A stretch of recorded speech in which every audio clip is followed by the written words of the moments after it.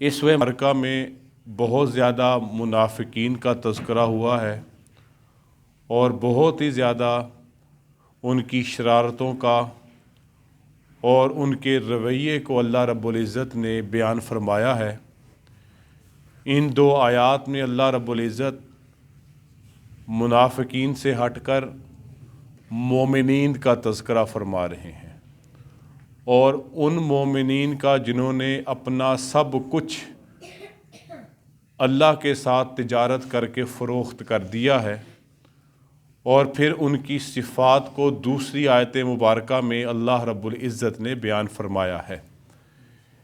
پہلی آیت مبارکہ میں اللہ رب العزت ارشاد فرماتے ہیں، ان اللہ، بے شک اللہ نے خرید لیا ہے، من المومنین انفسہم، ایمان والوں سے ان کی جانوں کو، و اموالہم، اور ان کے اموال کو، بِأَنَّ لَهُمُ الْجَنَّةَ، اور بدلے میں اللہ تعالیٰ نے ان کو جنت عطا فرمائی ہے۔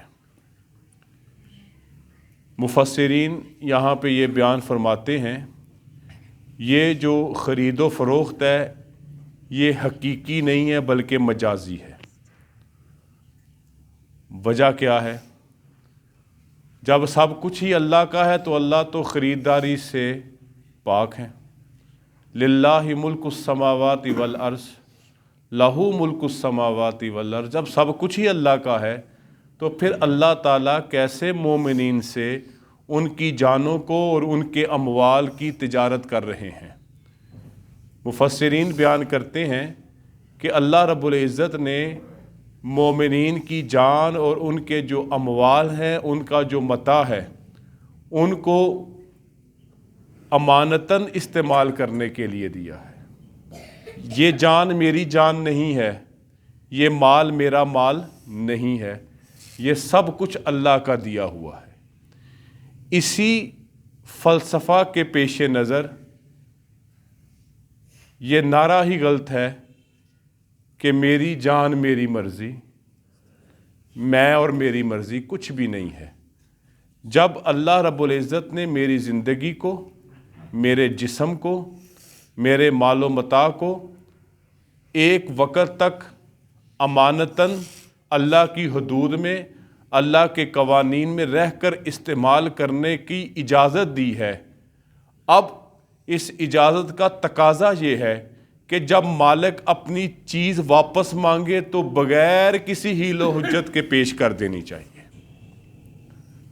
مثال کے طور پر ایک مالک نے مکان بنایا اور اس نے کرایہ دار کے حوالے کر دیا۔ کرایہ دار کا کوئی استحقاق نہیں ہے کہ اس پر اپنی ملکیت جتلائے، اپنی ملکیت کا حق رکھے۔ جب مالک کہے گا، عموماً ہمارے ہاں تو اب معاہدہ ہی ہوتا ہے، کرایہ نامہ لکھا جاتا ہے، ایک وقت محدود تک وہ چیز اس کے استعمال میں رہتی ہے، اس کے بدلے میں وہ اس کو اس کا کرایہ ادا کرتا ہے، پھر مالک کہتا ہے اب واپس کرو۔ کرایہ دار کا کوئی استحقاق نہیں ہے، کوئی حق نہیں ہے وہ کہ چھٹی کر، یہ سب کچھ میرا ہے۔ اسی طرح یہ میری زندگی، میری سانسیں، میری جان، میرا مال، میری اولاد، میرا مقام اور مرتبہ، یہ سب کچھ اللہ کی ملکیت میں ہے۔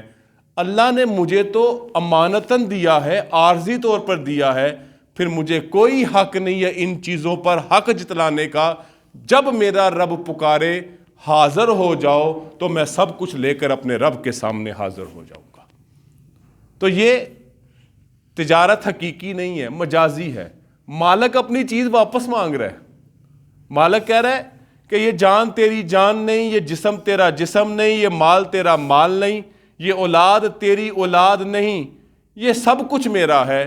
اسی بنیاد پہ فرمایا گیا التحیات للہ، میری ساری کی ساری بدنی، مالی بدنی کا مجموعہ، روحانی ساری عبادتیں کس کے لیے ہیں؟ اللہ کے لیے۔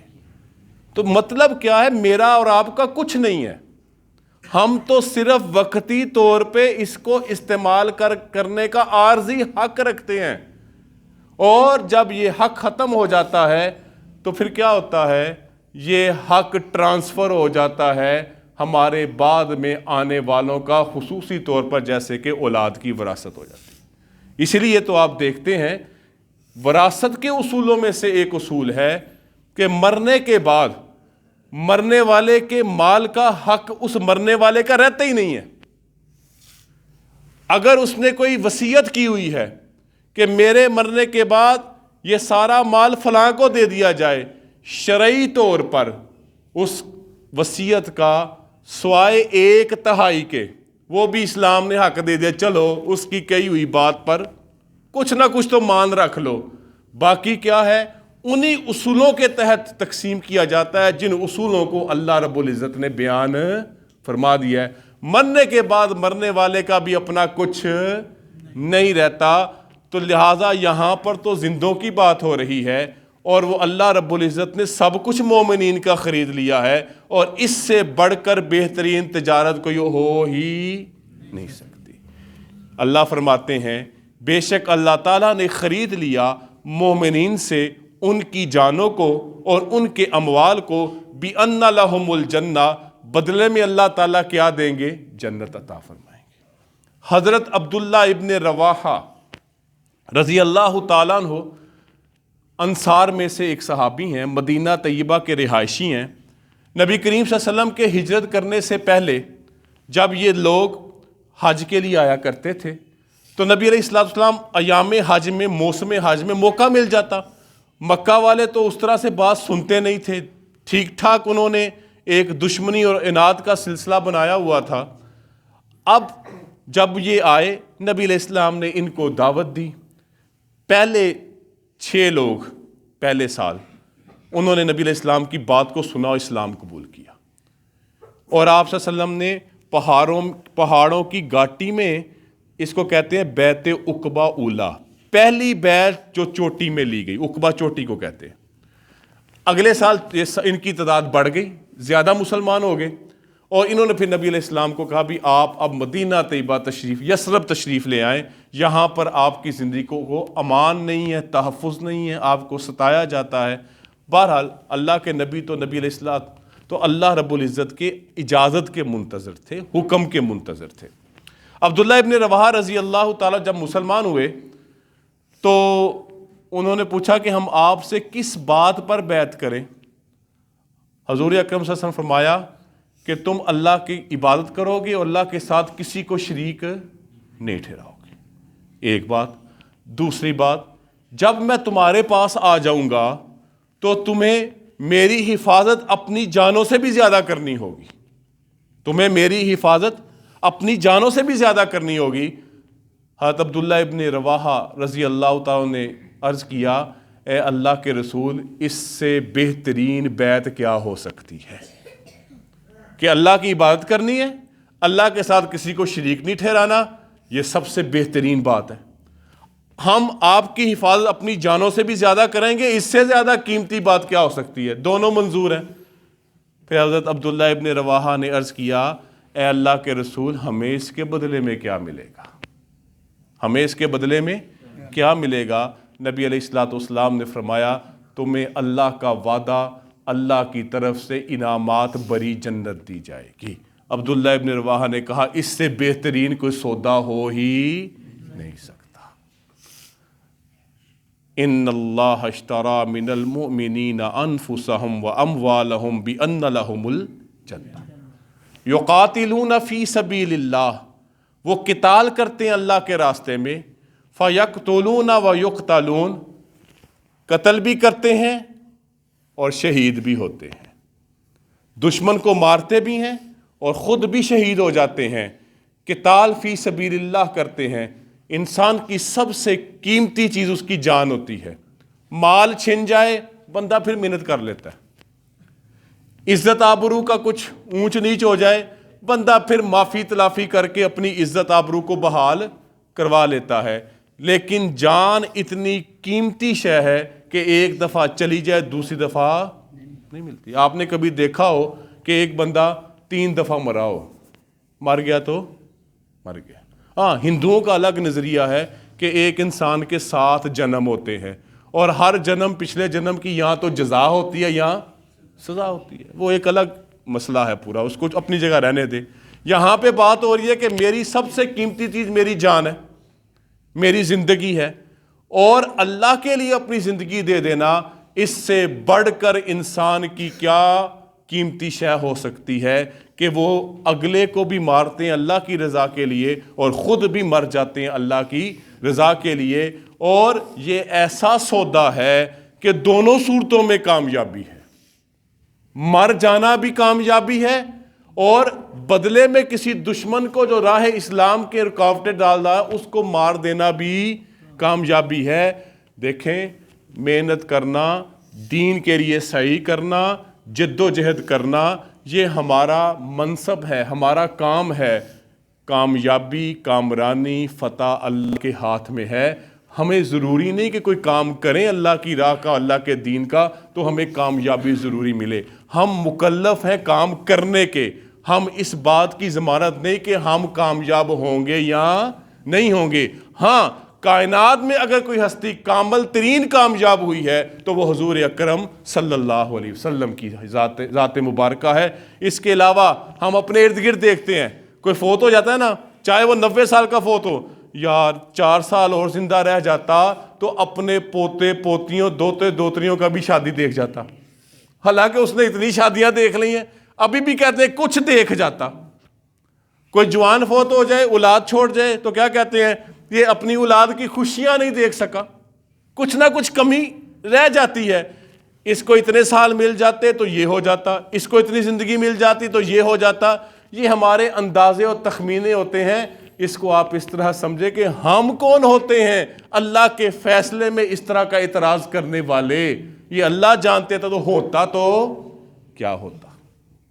صرف ایک ذات ہے نبی اکرم صلی اللہ علیہ وسلم کی جن کے بارے میں یہ اعلان ہوا، الیوم اکملت لکم دینکم واتممت علیکم نعمتی ورضیت لکم الاسلام دینا. اور پھر اللہ نے ان صحابہ کے مجمع سے یہ ارشاد فرمایا، کیا میں نے تم تک اللہ کا پیغام پہنچا دیا؟ مجمع نے جواب میں کہا، نہ صرف آپ نے پہنچا دیا بلکہ پہنچانے کا حق ادا کر دیا. پھر اللہ کے نبی نے اپنے شہادت کی انگلی کو اٹھائی، اللہم اشہد، اے اللہ تو بھی گواہ ہو جا. مرنے والا بھی کامیاب، کافر کو مارنے والا بھی کامیاب.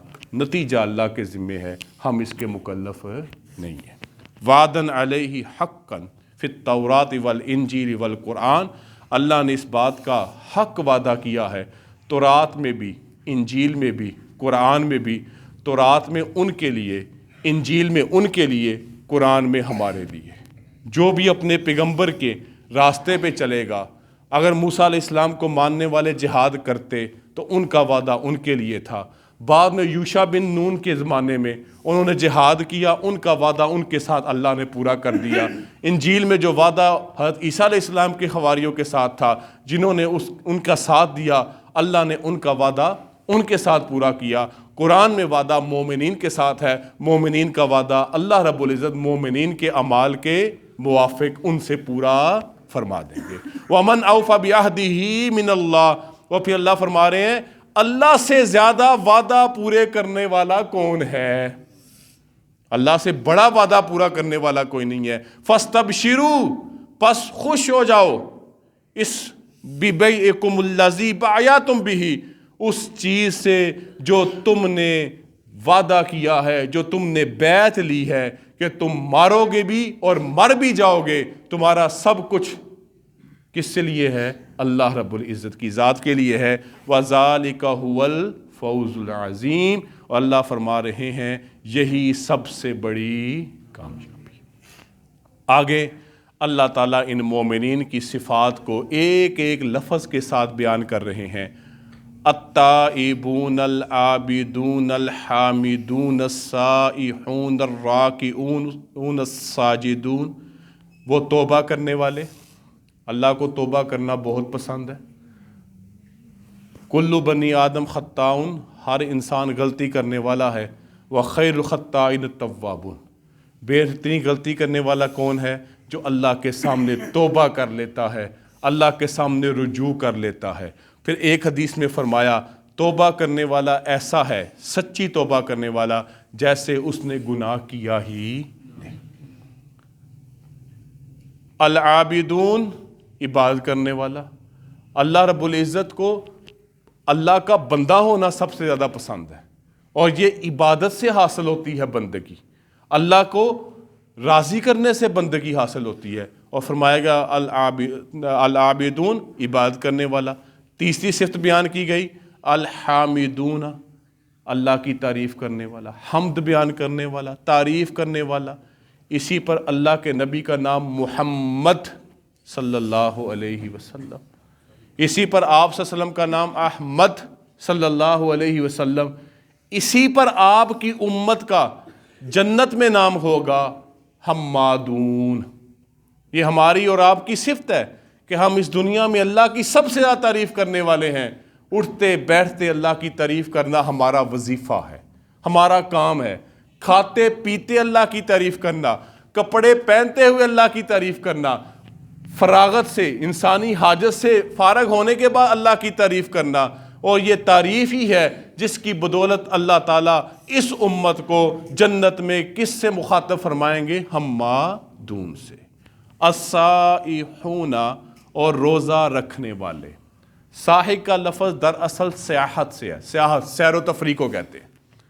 یہاں پر حضرت لاہوری رحمۃ اللہ علیہ نے روزہ رکھنے کا معنی کیا، مفتی تقی عثمانی صاحب نے بھی روزہ رکھنے کا معنی کیا. اکثر کی یہ رائے ہے. ایک رائے یہ ہے کہ سائحون سیاحت سے ہے، پھرنے ٹرنے سے ہے، سیر و تفریح سے ہے.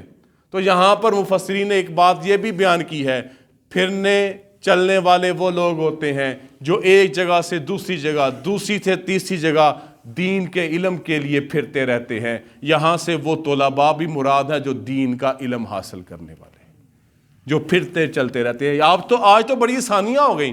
پہلے زمانے میں آپ پڑھیں، محدثین کے واقعات پڑھیں کہ ایک حدیث ان کو پتہ چلتی کہ فلاں محدث کے پاس ہے، وہ اتنا لمبا چوڑا سفر کر کے وہاں پہ پہنچتے، وہ حدیث سنتے، اس کو یاد کرتے، اپنے گھر واپس آ جاتے. اور فاصلہ 300 400 500 میل کا ہوتا. اور آج کی طرح نہیں ہوتا کہ موٹر وے کے انٹرچینج سے چڑھے اور اگلے انٹرچینج پہ اتر گئے. تو اس لیے ان کی ایک تفسیر، کیونکہ نبی علیہ السلام نے فرمایا روزہ میری امت کی سیاحت ہے. سیاحت کیوں ہے؟ جب بندہ گھر سے دور ہوتا ہے اس کے کھانے پینے کے معاملات آگے پیچھے ہو جاتے ہیں. تو روزے میں بھی کیا ہوتا ہے؟ وہ ناشتہ نہیں ہوتا، وہ دوپہر کا کھانا نہیں ہوتا، وہ رات کی روٹی نہیں ہوتی. اس طرح ہمارے معمولات نہیں رہتے. تو اس لیے روزہ بھی یہاں مراد ہے، زیادہ راجے کول یہی ہے. اور بعض مفسرین نے یہاں سے مراد طالب علم کو بھی مراد لیا ہے جو دین کے علم کے لیے نکلتا ہے. الراکعون الساجدون، یہ دو عبادت کی وہ صورتیں ہیں جو اللہ کو بہت پسند ہے. ایک رکوع کرنے والے اور دوسری صورت کیا ہے؟ سجدہ کرنے والے. حالانکہ پیچھے عابدون آ گیا ہے. عابدون ساری عبادتوں کو سمیٹ لیتا ہے، روزے کو بھی، زکوٰۃ کو بھی، حج کو بھی، نماز کو بھی، ہر بندگی کو ڈھانپ لیتا ہے. لیکن الراکعون الساجدون بیان کر کے اللہ نے فرمایا کہ عبادتوں میں مجھے اپنے سامنے رکوع کی حالت میں جھکنا بھی بڑا پسند ہے، اور اپنا سب کچھ زمین پہ نچھاور کر دینا میری رضا کے لیے سجدے کی صورت میں مجھے وہ بھی پسند ہے. اگلی بات الآمرون بالمعروف، اور جو اچھے کاموں کا حکم دیتے ہیں. یہ اللہ کی بڑی نعمت ہوتی ہے معاشرے کے لیے کہ کچھ ایسے لوگ، جماعت ایسی ہمیشہ سے موجود رہے جو لوگوں کو اچھے کاموں کی تلقین کرتی رہے، جو یاد دہانی کرواتی رہے. یہ نعمت ہوتی ہے، اس کو اپنے اوپر بوجھ نہ سمجھا کریں. جیسے آگے آیا وَالنَّاهُونَ عَنِ الْمُنْكَرِ، جو لوگوں کو برائی سے روکتی رہے، ان کو آگاہ کرتی رہے یہ کام غلط ہے، یہ کام ٹھیک ہے. حقیقت میں آپ کو اگر اخلاص کے ساتھ کوئی علیحدہ سے آپ کی غلطی کے بارے میں بتلا دے، آپ کی اچھائی کی خبر دے دے، اور آپ کی اچھائی پر آپ کو کہے بہت اچھی بات ہے، اللہ تجھے جزا دے، اس دنیا میں اس سے زیادہ خیر خواہ انسان آپ کا کوئی نہیں ہو سکتا.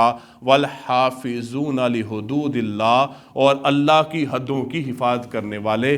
اللہ نے جن چیزوں سے روکا ہے، جن چیزوں کو حرام کیا ہے، اور جو اللہ نے حدود، تلک حدود اللہ، یہ اللہ کی حدود ہیں، یہ اللہ کی منہیات ہیں. شراب نہیں پینی، زنا نہیں کرنا، گالی نہیں دینی، چغلی نہیں کرنی، جتنی بھی برائی ہے.